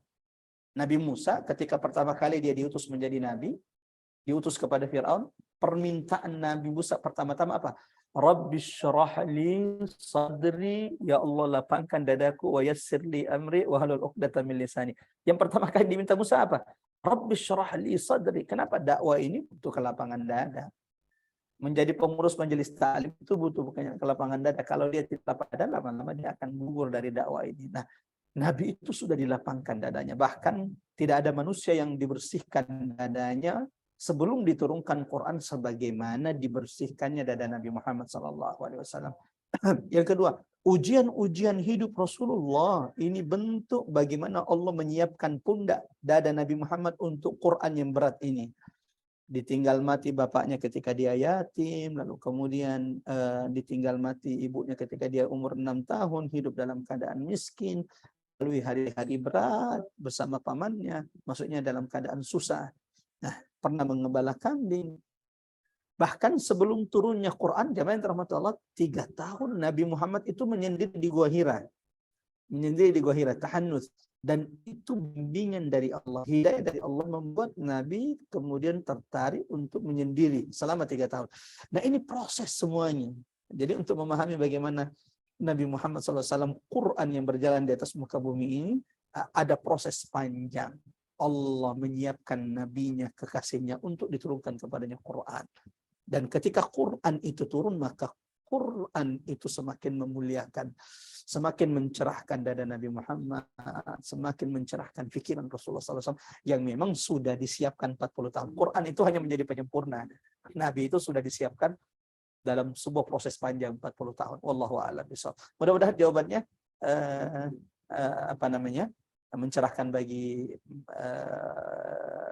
yang bertanya dan seluruh jamaah yang dirahmati Allah Subhanahu wa taala. Silakan. Terima kasih Pak Ustadz. Ada lagi yang ingin bertanya? Makasih Mbak Tesi untuk pertanyaannya.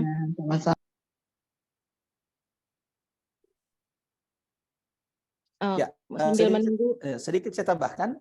Iya. Kemudian di antara yang membantu Nabi, nah ini pelajaran penting bagi kita. Nabi itu kan langsung difaham ketika datang Jibril menyampaikan Quran itu langsung dimasukkan ke dalam dada Nabi Muhammad. Dan Allah memang sudah berjanji dalam surah Al-A'la, Allah sudah berjanji kepada Nabi Muhammad, sanuqri'uka fala tansa. Itu janji Allah kepada Nabi. Setelah kami bacakan kepada Muhammad, engkau tidak akan pernah lupa. Kalau saya, Mbak Ari, kemudian kita semua jemaah yang dirahmati Allah Subhanahu wa taala, hari ini kita baca, hari ini kita tulis, besok kita lupa. Nabi sudah dijamin oleh Allah tidak akan pernah lupa. Ditambah kemudian jemaah yang dirahmati Allah Subhanahu wa taala, ikhwatal iman azanallahu wa iyyakum ajmain, Quran itu turun beransur-ansur. Maka ini menjadi pelajaran penting bagi kita supaya Quran itu, hafalan Quran kita kuat, ingatan kita tentang Quran itu kuat. Maka kalau hafal Quran, kalau tadabbur, kalau belajar Quran, jangan langsung sekaligus, langsung banyak, sedikit demi sedikit. Maka itu akan menjadi kuat. Sebagaimana Quran itu beransur-ansur turun kepada Muhammad SAW. Itu secara teknisnya. Wallahu a'lam bishawab. Silakan. Iya, jadi berangsur-angsur dan diulang-ulang ya Pak Ustadz kalau untuk kita ya, murojaah. Betul. Kalau Nabi mungkin langsung dimasukkan ke dalam dada ya Pak Ustadz ya. Ya, betul. Makanya berat kita mengikuti Nabi. Disiapkan 40 tahun. Silakan yang ingin bertanya lagi, kalau tidak mau sambil nunggu mungkin saya boleh bertanya Pak Ustadz. Boleh, silakan. Karena juga saat ini sudah salawat di masjid, sudah tarhim. Iya. Jadi memang untuk Al-Quran ini ya Pak Ustadz, kita selain beriman, kita juga dituntut untuk bisa membaca Al-Quran dengan tartil, karena memang setiap kali kita sholat itu kan memang kita membaca Al-Quran ya, jadi memang sebaiknya kita bisa membaca dengan tartil, Betul. tapi tidak cukup hanya membaca dengan tartil aja, juga kalau bisa mentadaburinya karena ayat-ayat itu, Betul. petunjuk-petunjuk itu harus diamalkan. Tapi Betul. memang jadi menghafal pun tidak cukup ya Pak Ustadz. Betul. Nah, cuma memang kemarin ini saya baru ikut kajian ya. Katanya setelah kita meninggal itu, walaupun kita sudah di alam barzah, kita masih bisa menambah amal ibadah dengan membaca Quran, terutama bagi yang hafal Quran gitu Pak. Maksudnya yang Ustadz yang jadi ketika hafal Quran itu, jadi setelah di alam barzah pun bisa terus-menerus membaca ayat-ayat atau surat yang dihafal. Apa betul begitu Pak Ustadz? Terima kasih. Ya, jemaah rahmatullah Allah, Masya Allah. Apakah yang pasti bahwa orang yang mengajarkan Quran, orang yang mengajak manusia baca Quran, ketika dia sudah meninggal dan orang-orang yang diajaknya terus belajar Quran dan mengajarkan kepada yang lain, bahkan ketika dia sudah ada di kuburnya pun pahala itu akan terus mengalir sejumlah orang-orang yang membaca Quran karena dia menjadi sebab. Allahu Akbar, itu kenapa saya sering mengatakan saya tidak pernah melihat jumlah sedikit, tapi betul-betul sungguh-sungguh yang kemudian akan mengajak orang lain itu jauh lebih baik daripada yang banyak, tetapi kemudian tidak punya keinginan mendakwahkan Quran yang didengar dan dipelajarinya, mengajak kepada orang-orang lain. Apakah dan sebagaimana sudah kita jelaskan bahwa ada beberapa Quran yang kita baca ini akan membersamai orang-orang yang membacanya di 4 tempat, di dunia, di kuburannya, kemudian di akhirat, yang keempat sampai ketika dia dimasukkan ke dalam surga, ketika dia akan membaca ayat-ayat Quran dan derajatnya di surga sesuai dengan bacaan Qurannya di dunia. Sampai di sini bahwa Quran itu akan menjaga orang yang membacanya di kuburannya. Tapi apakah dia kemudian memurojaah, orang yang hafal Quran itu bisa melanjutkan, bagaimana bentuk melanjutkannya? Wallahu a'lam bishawab. Ini perlu bisa jadi kemudian keterbatasan ilmu al-faqih yang kemudian belum mengetahuinya. Ini perlu tasabut itu kemudian perlu dilihat apakah betul ada dalil atau ada dalilnya orang yang kemudian sudah dalam kuburnya masih terus bisa melanjutkan hafalannya walau dia sudah ada di kuburannya. Nanti mudah-mudahan Mbak Ari sehari sebelum kajian kita ini bisa diingatkan sehingga kemudian bisa mengecek kebenaran dalilnya, atau siapa yang berpendapat, bisa jadi kemudian tidak ada hadisnya tapi ada ulama yang berpendapat seperti itu. Wallahu a'lam bishawab. Seperti itu kira-kira. Terima kasih Pak Ustadz. Kalau gitu Sama-sama, mungkin karena sudah mendekati azan, ya, kita tutup dengan doa dulu nih Pak Ustadz. Mungkin bisa saya bacakan ya. di chat. Kebetulan ini ibu dari besan saya, Ibu Tuti, serangan stroke ringan 2 hari yang lalu. Jadi saat ini sedang dirawat